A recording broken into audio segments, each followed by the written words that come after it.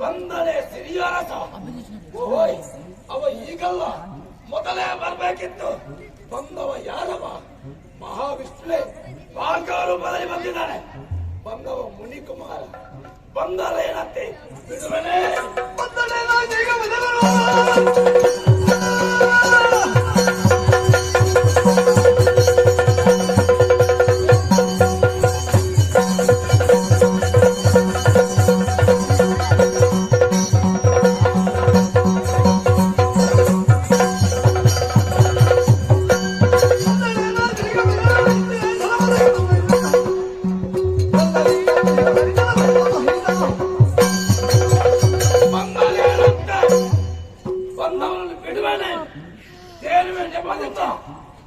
ಬಂದಿದ್ದಾನೆ. ಯಾಕೆ ನಾನು ದೇವರನ್ನು ಕರೆದಿದ್ದೇನೆ. ಒಂದು ಮುನಿಕುಮಾರ ಬಂದವ, ಅದು ಕೂಡ ಯಾರು? ಭಾರ್ಗವರಾಮ. ಅವ ಬರ್ಲಿಂತೆ ನಾನು ಬಿಡ್ಲಿಕ್ಕಿಲ್ಲ. ಸಕಲ ಸೇನೆ ಸೇರಿಸಿ ಹೋಗ್ತೇನೆ.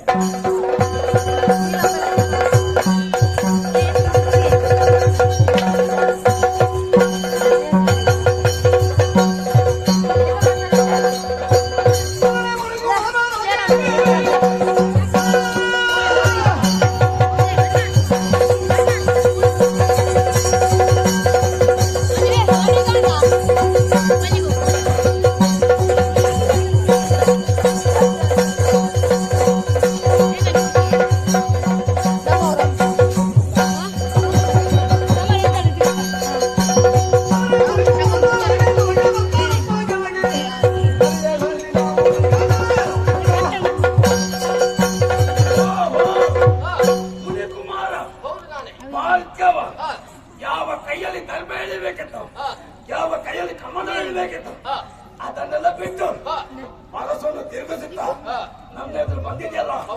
ನಾನು ದೇನನ್ನು ಬಲತ್ಕಾರವಾಗಿ ತಂದಿದ್ದೇನೆ. ಅದನ್ನು ಯಾವತ್ತು ಬಿಟ್ಟುಕೊಳ್ಳುವ ಜಯಮಾನ ನನ್ನಲ್ಲಿಲ್ಲ. ಅದನ್ನು ಕೊಳ್ಳೋದಕ್ಕೆ ಬಂದವ ನೀನ. ಹೋಗ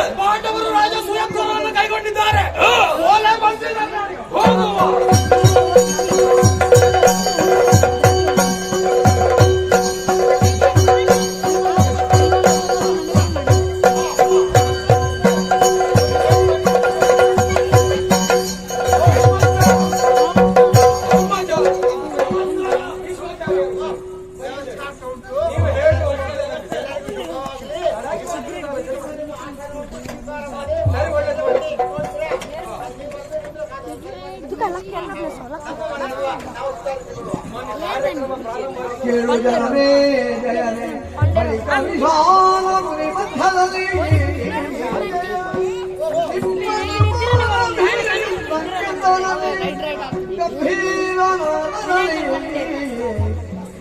ಗಂಭೀರ ಪರಿಹರಿಪ ಚಕ್ರ ಪೂಜನ ನುಡಿದನು ವೇದ ಸಮ್ಮತವ ನಮ್ಮ ತಂದೆಯಾದಂತಹ ಪಾಂಡು ಚಕ್ರವರ್ತಿಗೆ ಸ್ವರ್ಗದಲ್ಲಿ ಸ್ಥಾನಮಾನ ಸಿಗಲಿಲ್ಲ ಕಾರಣಕ್ಕಾಗಿ ರಾಜಸ್ವೇತರವನ್ನು ನಾವು ಮಾಡ್ತಾ ಇದ್ದೇವೆ. ಆದ್ರೆ ಎಷ್ಟೋ ಜನ ಭೂಮಿಪಾಲಕರೆಲ್ಲ ಬಂದಿದ್ದಾರೆ, ಕ್ರೀಡಾಧಿಪತಿಗಳು. ಆದ್ರೆ ಇವತ್ತಿನ ಅಗ್ರಪೀಠಕ್ಕೆ ಯಾರು ಅಜ್ಜಯ್ಯ? ಹೌದಾ? ಕಂದ ಕೇಳಂಬರದೊಳಗಿರುವ ಮರಗಳಿಂದ ದಿಕ್ಕಾಲ ಮಧ್ಯದಲ್ಲಿ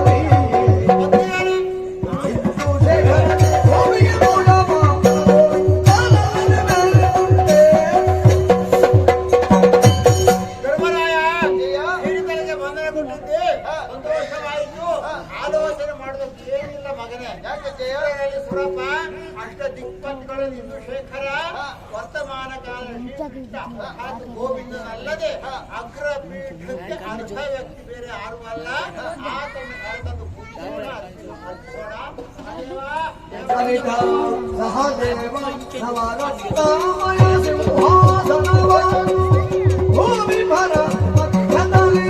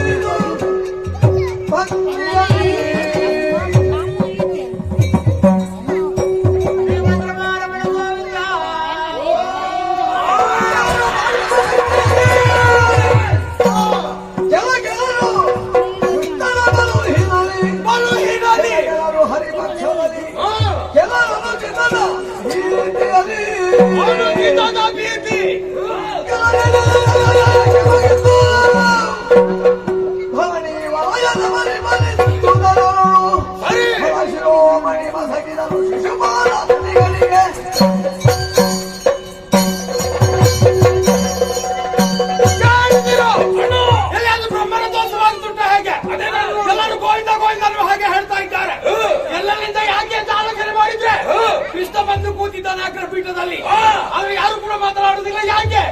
ಕೆಲವರು ಪಕ್ಷ ಕಟ್ಟಿ ಕೂತವರು, ಕೆಲವರು ಪಾಂಡವರ ಪಕ್ಷದವರು.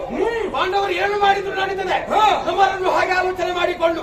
ಕೆಲವರು ಹಾಗಲ್ಲ, ಕೃಷ್ಣನ ಬಲಹೀನಲ್ಲಿ ಮೊದಲವರೆಲ್ಲ ಹೇಳಿದ್ದಾರಂತೆ, ಕೃಷ್ಣ ಹಾಗೆ ಮಾಡಿದ್ದಾರೆ ಹೀಗೆ ಮಾಡಿದ್ದಾರೆ, ಇದನ್ನೇ ನಂಬಿ ಒಪ್ಪಿಕೊಂಡಿರುವವರು. ಆದ್ರೆ ಮತ್ತೆ ಕೆಲವರಿದ್ದಾರಲ್ಲ, ಅನುಚಿತದ ಭೀತಿ. ಒಂದು ವೇಳೆ ನಮ್ಮ ಪಕ್ಷಕ್ಕೆ ಬಂದ್ರೆ ಅವರು ಏನಾದ್ರು ಹೇಳ್ತಾರೆ, ಅವರ ಪಕ್ಷಕ್ಕೆ ಹೋದ್ರೆ ನಾವೇನಾದ್ರೂ ಆಲೋಚನೆ ಮಾಡ್ತಾರೆ ಅನ್ನೋ ಹಾಗೆ.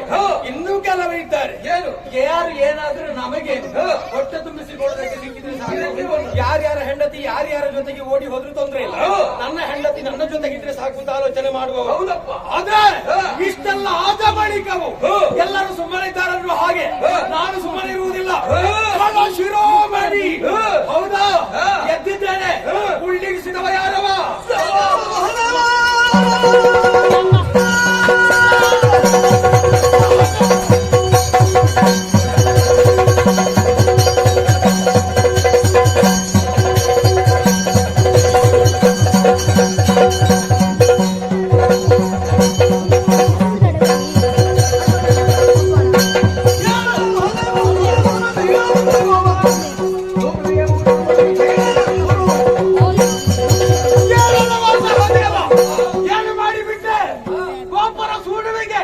ಅಗ್ರಪೀಠವನ್ನು ಕೊಟ್ಟಿದ್ಯಲ್ಲ, ಮಾನದ ಬಿಗಾಡಂತಹ ನಾವಿರುವಾಗ ಇವನಿಗೆ ಪೀಠ ಕೊಟ್ಟದ್ದು ಯಾಕೆ ಹೇಳು?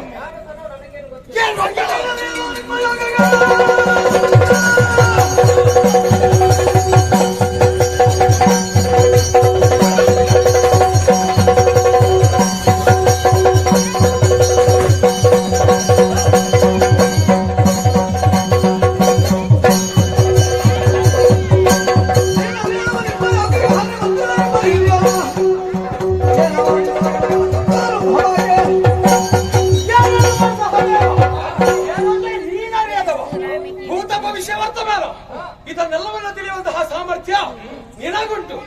ಅಂತದ್ರಲ್ಲಿ ನಾವೇ ಏನು ಗೊತ್ತಿಲ್ಲ ಹಾಗೆ ಹೇಳ್ತಾ ಇದ್ದಿ. ನಿನಗೆ ಗೊತ್ತಿಲ್ಲ ಇದ್ರು ಮಾಡಿದ್ರು ತಪ್ಪೇ ಹೌದು. ಯಾಕೆ ನಿನ್ನ ತಂದೆಗೆ ಸದ್ಗತಿ ದೊರಕಬೇಕು ಅಂತ ಉದ್ದೇಶದಿಂದ ರಾಜಸ್ವತ್ವರವನ್ನು ಕೈಗೊಂಡಿದ್ದಿ. ಸ್ವರ್ಗಲೋಕವನ್ನ ಸೇರ್ತಾ ಇದ್ದ ನಿನ್ನ ಅಪ್ಪನನ್ನ ದಪ್ಪನೆ ನೀವೇ ಕೆಳಗೆ ಹಾಕಿದ್ದಿ. ಇದನ್ನು ನೋಡಿ ನಮ್ಮವರೆಲ್ಲ ಏನು ಹೇಳಿದ್ದು, ಪಾಪ ಪಾಂಡು ಅಂತ ಹೇಳಿದ್ರು. ಹೌದಾ?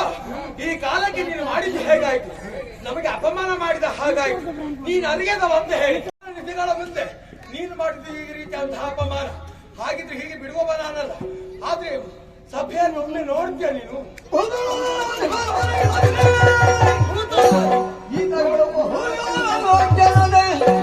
ವಿಖ್ಯಾತ ವೇದ ವ್ಯಾಸ ಗುರು ಕೃಪರ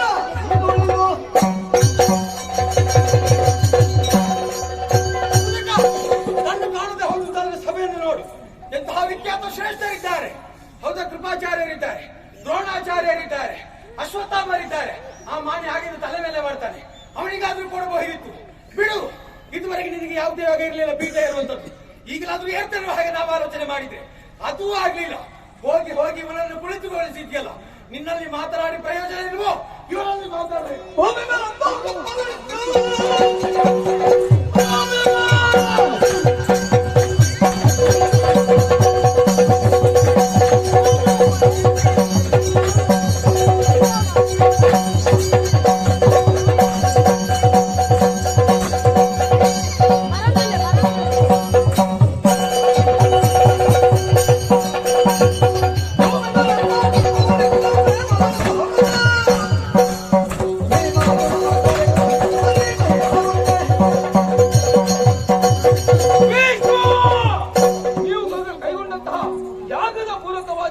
ನಾವು ಕಪ್ಪ ಕಾಣಿಕೆಗಳನ್ನೇ ಕೊಟ್ಟೆವು. ಭೀಮನ ಹೊಟ್ಟೆಗೂ ಅರ್ಜುನನ ರಟ್ಟೆಗೂ ಹೆದರಿ ಕೊಟ್ಟವರಲ್ಲ. ನೀವೇನ್ ಮಾಡಿದ್ದು? ಇದನ್ನು ದುರುಪಯೋಗಿಸ ಮಾಡುತ್ತಿದ್ದೀರಾ. ಇದನ್ನು ನಾವು ಖಂಡಿಸ್ತಾರ.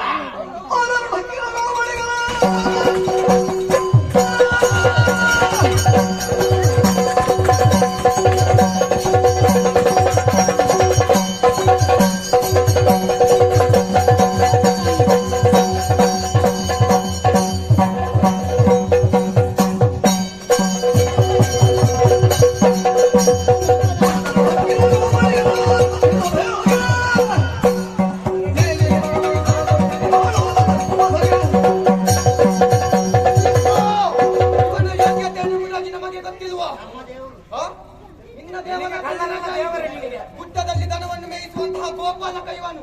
ಇವನ ಬಾಯಲ್ಲಿರುವುದೇನು ಸುಳ್ಳು. ಅಂತವನಿಗೆ ಅಗ್ರಪೀಠವನ್ನು ಕೊಟ್ಟಿದ್ಯಲ್ಲ, ಯಾಕೆ ಹೀಗೆ ಮಾಡಿದೆ?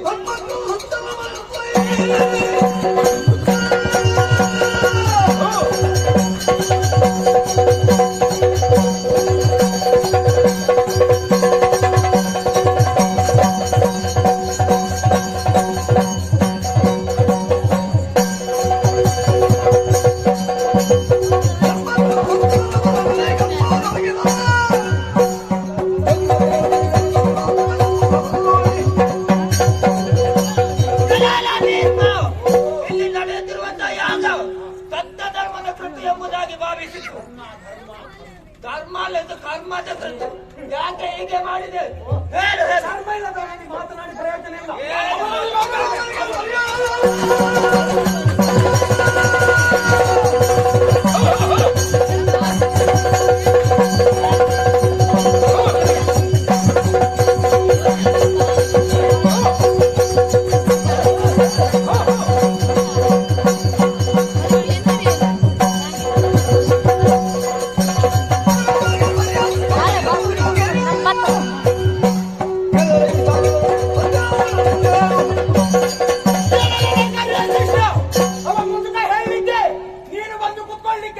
ಈ ಯಾಗ ಸಾಂಗವಾಗಿ ಈಡೇರುವುದಿಲ್ಲ.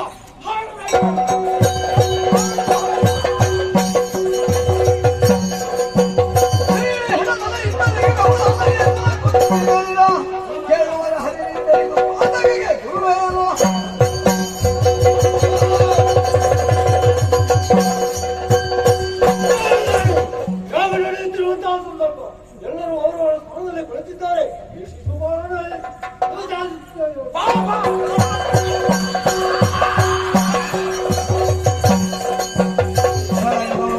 ಮಲಗಿದೆ ಕಣ್ಣಲ್ಲಿ ಮಾತು ಕೈಗ ಬರು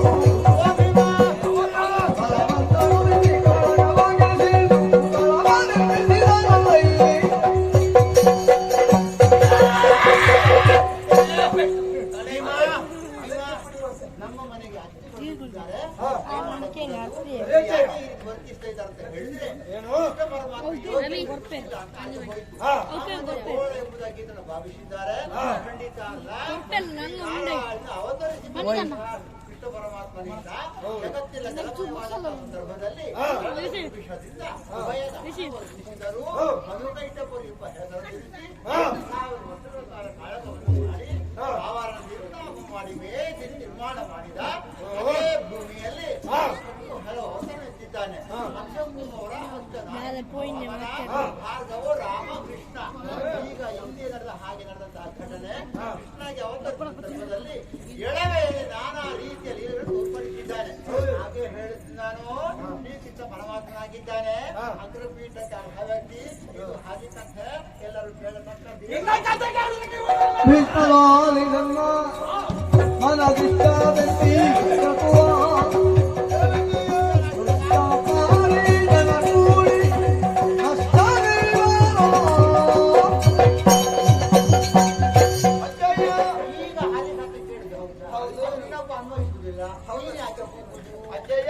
ಸರಿಯಾಗಿ ಬಹಳ ಬೇಸರ ಸಂಗತಿಯಾಗಿ ಹೋಗಿದೆ.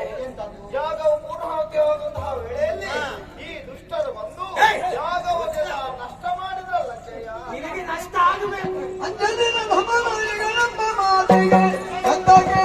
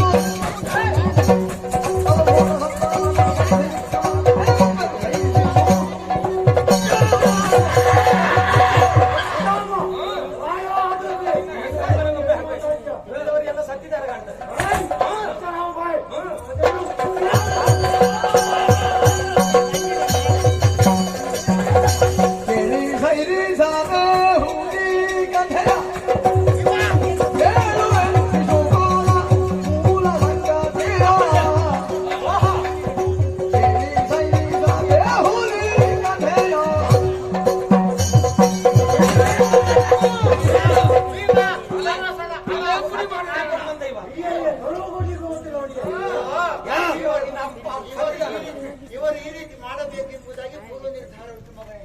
ಯಾಕೆ ಬಲ್ಲೆಯ ಶಿಶುಪಾಲ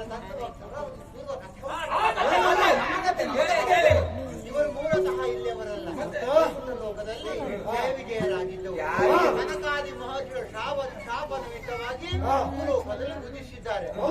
ನಿರೂಪಣೆ ಅಂತ ಈ ರೀತಿ ವರ್ತಿಸ್ತಾ ಇದ್ದಾರೆ. ಮೊದಲಿಗೆ ಹಿರಣ್ಯಕಶ್ಯಪು ವಿಚಾರ ಗೊತ್ತುಂಟು. ಆಮೇಲೆ ರಾವಣ ಕುಂಭಕರ್ಣ ಅದು ಪ್ರೇತವಾದಿಗಳು. ಬಾಧೆಯಿಂದ ಬಂದವರು ಇಲ್ಲಿ ರಾಮನಾಗಿ ಬಂದದ್ದು ಗೊತ್ತುಂಟು. ಈಗ ಶಿಶುಪಾಲ ದತ್ತವಕ್ರ. ಶಿಶುಪಾಲ ಹುಟ್ಟುವಾಗ ಮಾತ್ರ ವಿಕಾರ ಸ್ವರೂಪ ಶಿಶು ಮಗನೇ. 3 ಕಣ್ಣು 4 ಕೈ ಇತ್ತು. ತಾಯಿಗೆ ದುಃಖವಾಯಿತು. ಮಾಡುತ್ತಿರುವ ಸಂದರ್ಭದಲ್ಲಿ ಮಾತಿನಂತೆ ಒಂದು ನಿರ್ಧಾರಕ್ಕೆ ಬಂದದ್ದುಂಟು. ಹೇಗೆ? ಅವರು ಹೇಳಿದ ಮಾತೇನು? ಏನಂತೆ? ಯಾರು ಮಗುವನ್ನು ನೋಡಲು ಕೈ ಬರ್ತಾರೋ ಅವರ ಕೈಗೆ ಕೊಡು. ಅಷ್ಟು ಕೊಡುವಂತಹ ಸಂದರ್ಭದಲ್ಲಿ ಎಂತ ಹೆಚ್ಚಿನ ಕೈ ಹೆಚ್ಚಿನ ಕಣ್ಣು ಮಾಯವಾಗ್ತದೋ ಅವರಿಂದಲೇ ಮರಣ ಎಂಬುದಾಗಿ ಹೇಳಿದ್ದಾರೆ. ಕೃಷ್ಣ ಪರಮಾತ್ಮ ಅತ್ತೆ ಕಡೆಗೆ ಹೋದ ಸಂದರ್ಭ ವಾಡಿಕೆ ಅಂತ ಎತ್ತಿ ಕೊಟ್ಟಾಗ ಹೆಚ್ಚಿನ ಕಣ್ಣು ಹೆಚ್ಚಿನ ಕೈ ಮಾಯವಾಯಿತು. ಬಂಗಾರ ಕೊಟ್ಟು ಮಸಿ ಆಗುತ್ತದೆ ಅವನ ಕೈ. ಮಾತೆಗೆ ದುಃಖವಾಯಿತು. ತಾನು ಹೆಣ್ಣು ಬೇಡಿಕೊಂಡಿದ್ದಾಳೆ ಕೃಷ್ಣ ಪರಮಾತ್ಮನಲ್ಲಿ ಬಂಗಾರ ಉಳಿಸಿಕೊಳ್ಳುವ ಎಂಬುದಾಗಿ. 3 ತಪ್ಪು ಮಾಡಿ ಬಲಿಯ ತನಕ ಉಳಿಸ್ತೇನೆ, 101 ದಾಟಿದ್ದು ಒಂದು ಕೊಡ್ತೇನೆ ಎಂಬುದಕ್ಕೆ ಭಾಷಣ ಕೊಟ್ಟಿದ್ದಾನೆ. ಲೆಕ್ಕ ಮಾಡ್ತಾ ಇದ್ದಾನೆ. ಮಾರುತಿ ನಾನು ಕಲಿಸಲ್ಲ ನೀನು ಕಲಿಸಲ್ಲ, ಪುರಾಣಿ ಹೊರತು ಮಾಡಿಸಿ ವ್ಯವಸ್ಥೆ ಬೇಕು. ಇವತ್ತು ಲೆಕ್ಕಕ್ಕಿಂತ ಹೆಚ್ಚು ಏನು?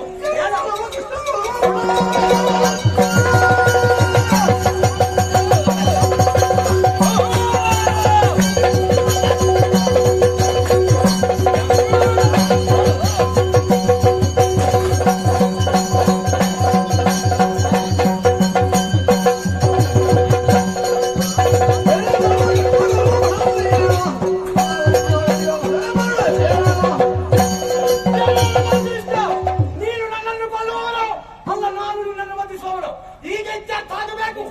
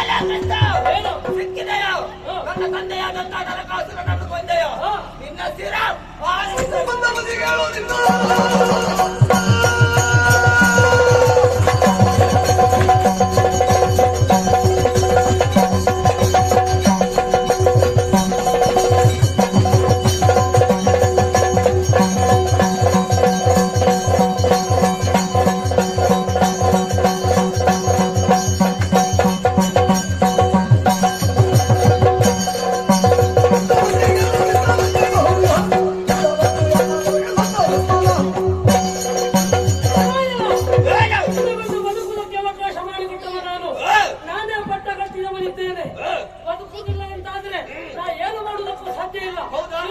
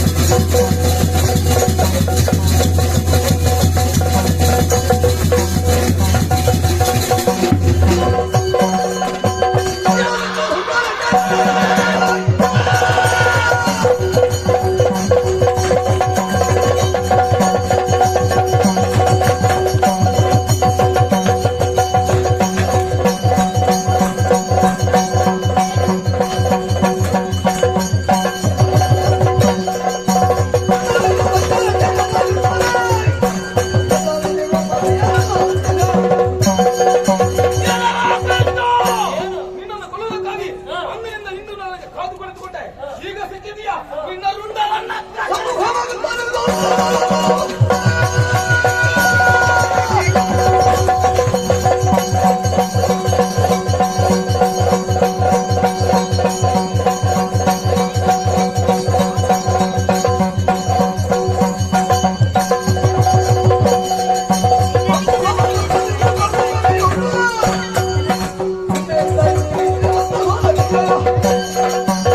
ಸುದರ್ಶನವಿದು ಧರ್ಮಿಗಳ ತಲೆ ತೆಗೀತದೆ.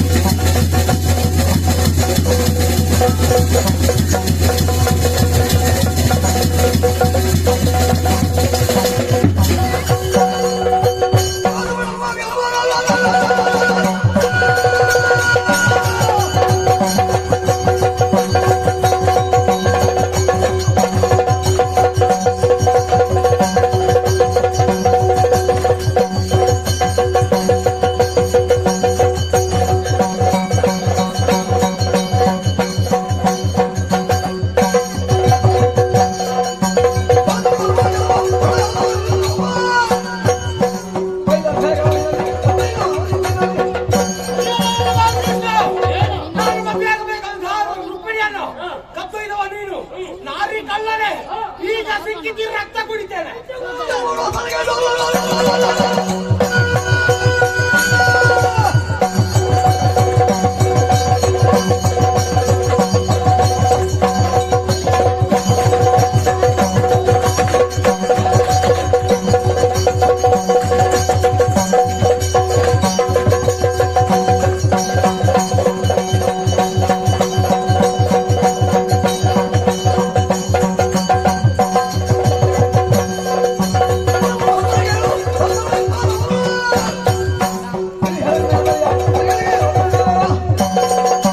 ಹೆಣ್ಣೆಂಬುದು ಒಲಿದು ಬರಬೇಕು, ಅದರಲ್ಲಿ ಅಪಹರಿಸ್ತೇನೆ ಎನ್ನುವ ಹಾಗೆ ಮುಂದಾಗಿ ಹೋದೆಯಾ?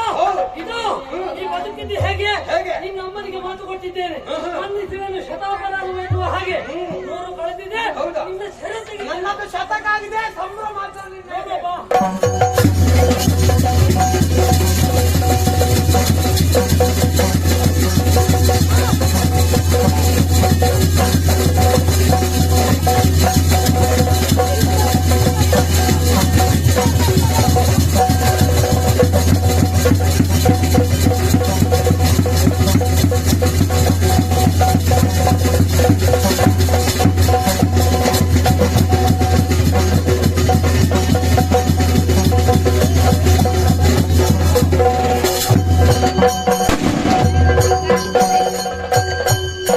ಇಂದ್ರಾದೇಶ್ವರರ ಮನದಂಧುವಿಯು ಮೊಳಗಿ ಸುಖದಿಂದ ಉಮಯ ಒತ್ತಾಗಿ ಹರಿದು